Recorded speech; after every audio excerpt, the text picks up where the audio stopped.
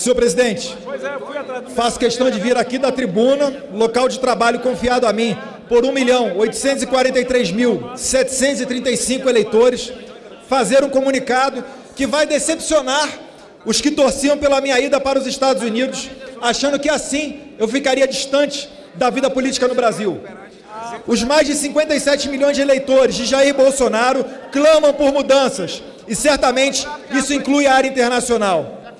Quem não se revoltou com 1,3 bilhão de reais enviados por ano para a ditadura cubana, com o trabalho escravo dos mais médicos, o financiamento do BNDES para Odebrecht construir o Porto de Mariel em Cuba e outras obras usando o mesmo esquema, como o metrô de Caracas na Venezuela, a hidrelétrica na Nicarágua, perdão de dívidas de ditaduras africanas.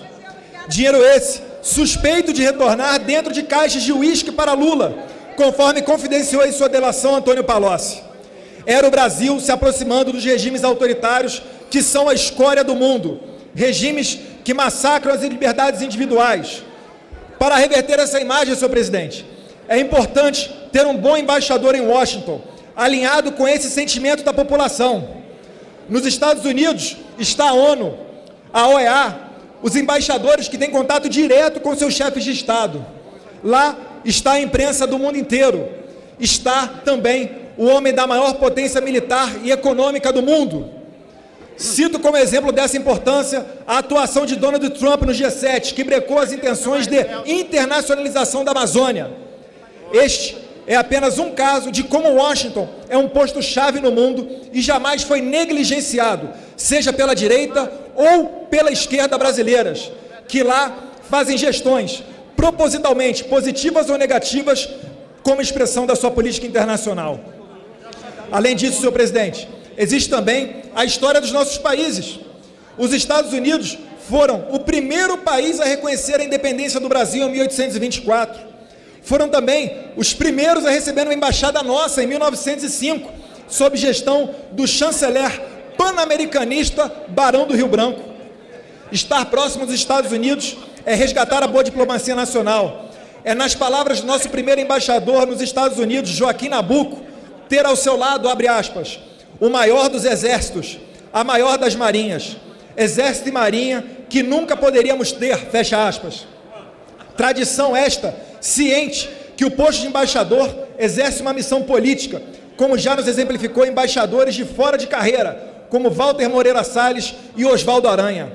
Ambos embaixadores em Washington, com apenas 40 anos de idade, sendo que o último sequer falava inglês. Porém, mais inegável ainda foram as suas destacadas contribuições para a política internacional brasileira, como a entrada do Brasil na Segunda Guerra Mundial ao lado dos aliados e não dos nazistas, a criação do Estado de Israel e o viés comercial liberal de um embaixador. E se formos falar de outros países além dos Estados Unidos, aí é que não faltarão exemplos. Na esquerda, temos o caso de Tilden Santiago, fundador da CUT do PT, que após não ser eleito pelo PT em Minas Gerais, foi indicado por Lula para ser embaixador do Brasil em Cuba. Lula certamente não indicou seus filhos, pois eles estavam ocupados com outras funções, como a de ser o Ronaldinho dos negócios. Embaixador é alguém que representa o Brasil no exterior. E se um político que não conseguiu se eleger foi representar todo o conjunto dos brasileiros no exterior, o que dizer então sobre o deputado mais votado da história do país? Certamente não me faltaria legitimidade, e isso é um fato que independe de interpretações. Portanto, este que aqui vos fala, filho de um militar do Exército Brasileiro e deputado federal, e que foi zombado por ter tido aos 20 anos de idade um trabalho digno e honesto em um restaurante fast food nos Estados americanos do Maine e Colorado, diz que fica no Brasil para defender os princípios conservadores, para fazer do tsunami que foi a eleição de 2018 uma onda permanente. Assim, senhor presidente, me comprometo a caminhar por São Paulo, pelo Brasil e, por que não, pelo mundo, buscando identificar aliados que tenham interesse em servir o seu país nessa guerra cultural contra aqueles que querem destruir a identidade ocidental, os valores judaico-cristãos e as liberdades individuais.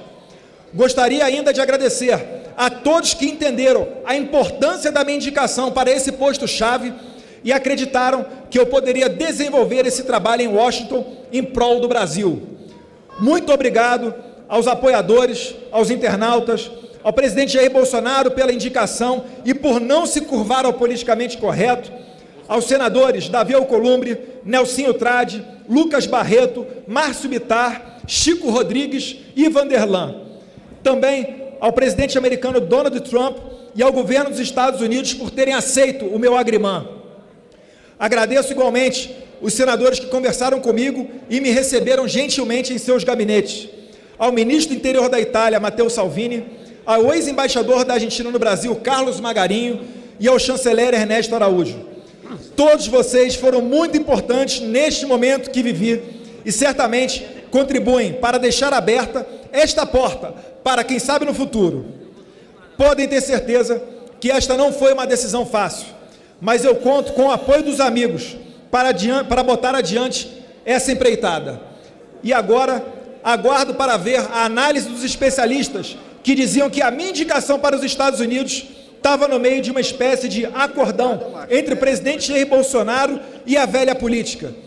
E aproveitando essa sessão, por que não, para aqueles que estavam até agora há pouco dizendo que a minha ida para a Embaixada Norte-Americana dependia da aprovação do Acordo de Alcântara. Estavam mentindo, tentando enganar o povo brasileiro.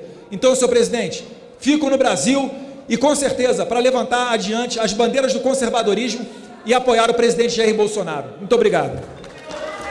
Vou encerrar a votação. Fufuca, enquanto os deputados estão voltando ainda,